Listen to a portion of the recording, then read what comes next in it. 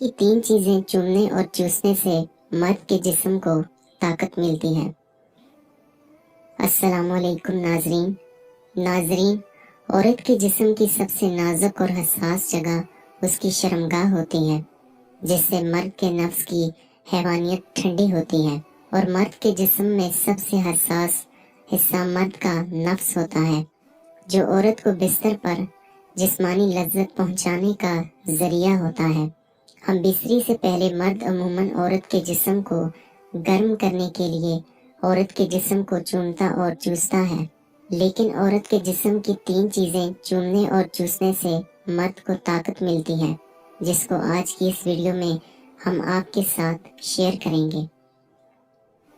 Number 1, औरत की छाती यानी पस्तान चूमना।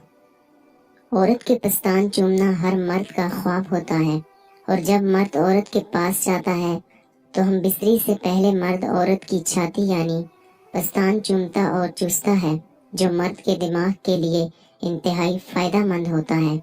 औरत के पस्तान चूमने वाले मर्द का दिमाग तेज और ताकतवर रहता है, और पस्तानों को चूसने वाले मर्द को कभी भी ज़हनी और असाबी कमजोरी नहीं होती। नंबर 2, औरत की गर्दन को चूमना। औरत की गर्दन को चूमना मर्द के लिए बहुत ही सहर अंगेज काम होता है, और औरत मर्द की इस हरकत को भी पसंद करती है।